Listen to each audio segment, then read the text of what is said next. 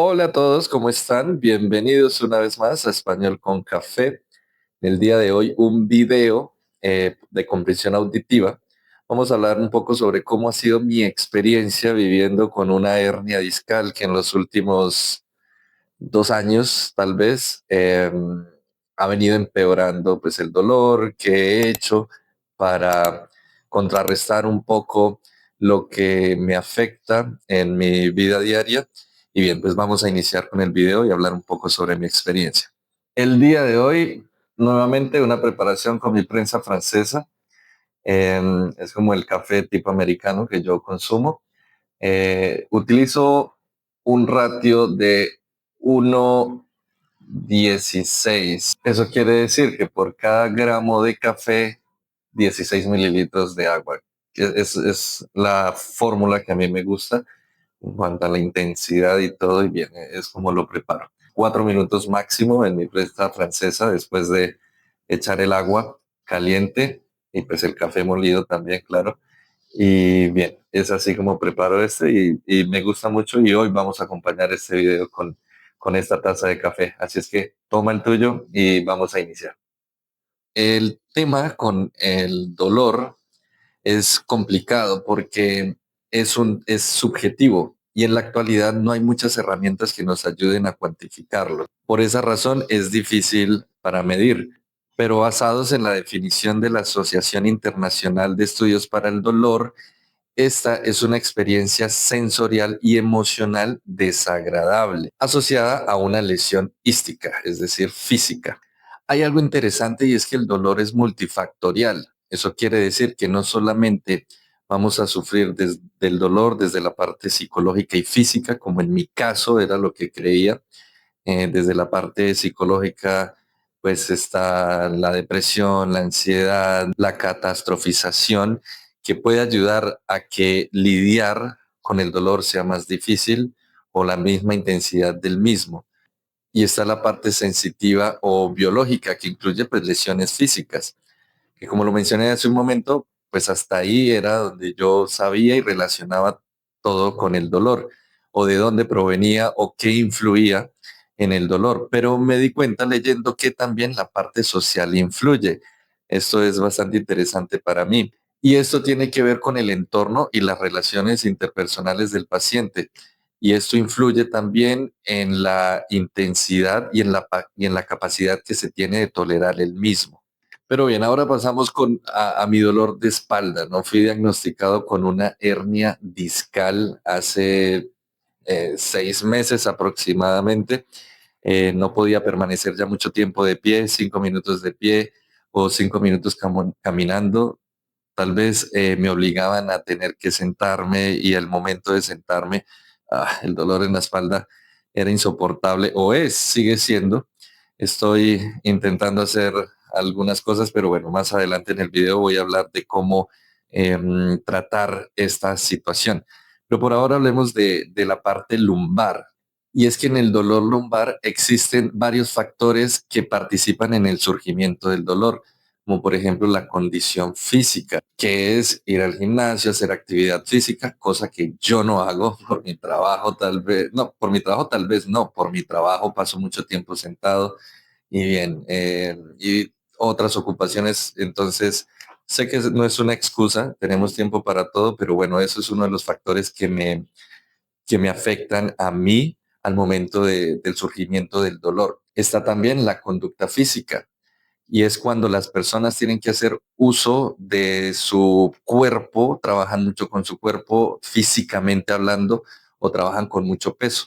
Eso hace también que aparezcan los dolores lumbares. Los factores ambientales, por ejemplo, las personas que viven en partes altas, al menos aquí en Colombia, que es como se define la temperatura de un lugar, pues cuando hace frío, el dolor se puede volver más intenso. Y bien, pues yo estoy dentro del pico epidemiológico porque el pico está entre los 30 y los 39 años. Yo estoy ahí y bueno, por esa razón estoy sufriendo en este momento de este dolor de espalda. Y es que en términos de localización, el dolor lumbar tiene un porcentaje del 70% en los casos de pacientes cuando van por dolores de espalda.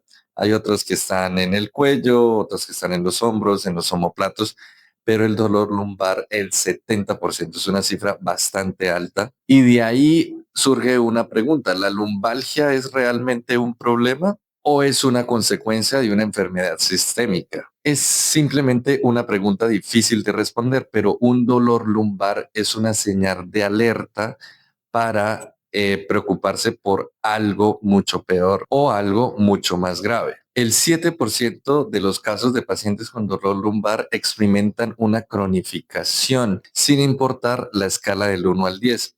Eso es algo interesante también porque para mí, estaba equivocado, la cronificación del dolor tenía que ver con la intensidad. Cuando le miden a uno el dolor y el doctor le pregunta a uno del 1 al 10 qué tan intenso es el dolor, pero no, me encontré con que la cronificación del dolor tiene que ver con el tiempo, no necesariamente con la intensidad. Entonces, yo tengo un dolor crónico porque he pasado los últimos, ya ni sé exactamente cuántos meses, pero supongamos que hace 1 año y medio he venido sufriendo con un dolor constante, un dolor permanente en mi espalda, entonces soy un paciente crónico con respecto al dolor lumbar. 60% de las personas han sufrido un dolor lumbar, al menos son cifras de Brasil, son cifras de aquí de Colombia también, pero creo que se podría generalizar. Eso lo estoy hablando también con uno de mis estudiantes, Bruno, un saludo en Brasil, y hablábamos un poco sobre esta situación. Y lo interesante es que en la mayoría de los casos, estos dolores se pueden curar sin necesidad de una intervención quirúrgica.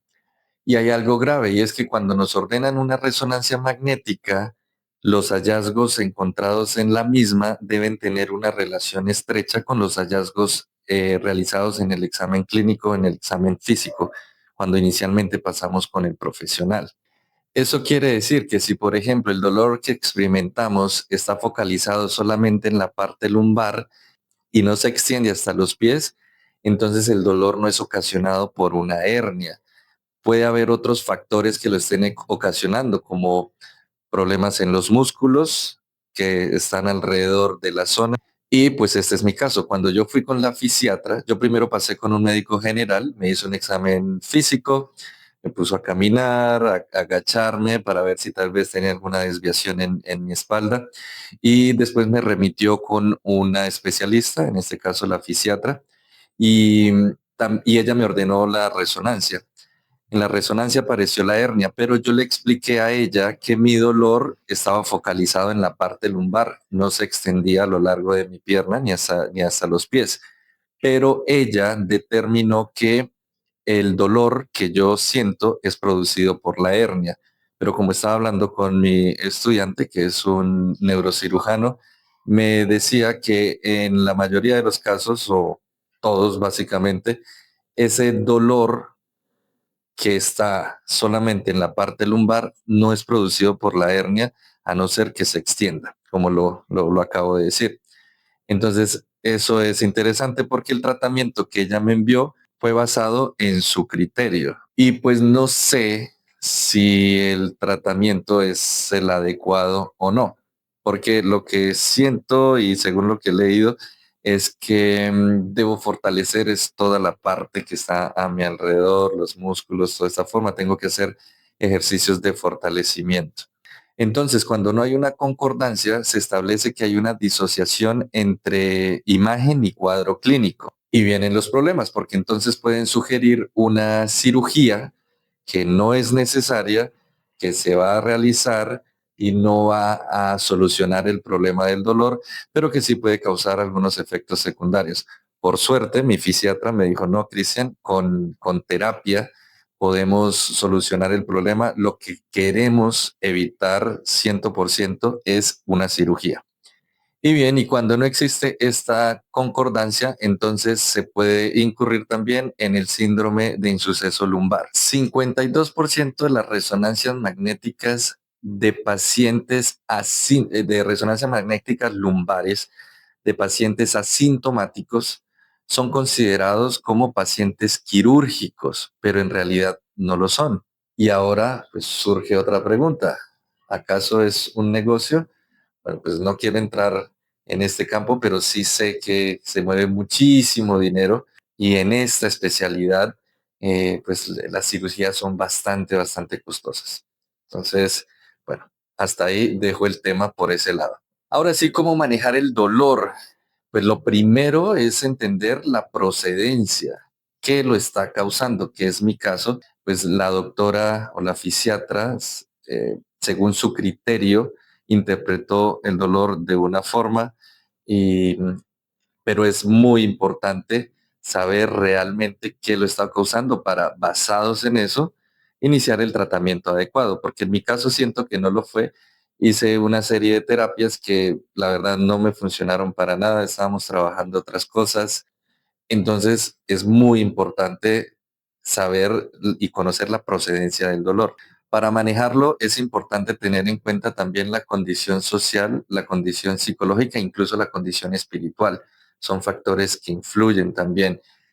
Conocer si hay alguna experiencia negativa en la vida del paciente, ¿sí? Si hay un problema familiar con los padres, con los hijos, con la misma esposa, con el esposo, son factores también que se tienen que tener en cuenta. Trabajar también la nocicepción, que es la percepción del dolor. Entonces aquí ya vienen las infiltraciones, los bloqueos y los medicamentos. Y si esto no es posible, pues bien, como último recurso, la cirugía. Y bien, esta ha sido como mi experiencia viviendo con una hernia discal en los últimos 2 años, pues, de manera más intensa. Tengo una hernia en la L4, L5, y bueno, poco a poco estoy recurriendo más a la actividad física, al fortalecimiento de los músculos, para intentar llevar una vida normal, porque sí me estaba afectando mucho mi vida cotidiana. Entonces estoy trabajando en eso. Y bien, esta es mi experiencia y espero que esto les haya servido también para practicar un poco el vocabulario médico, saber más o menos cómo funciona cuando vamos a un hospital, nos remiten y los procesos que se realizan. Entonces nada, espero que hayan disfrutado del video nuevamente, espero que se suscriban a mi canal, que le den like al video y activen la campanita para recibir una notificación de cuando haya un video nuevo. Esto es todo por hoy y nos vemos en el próximo video de Español con Café. Adiós.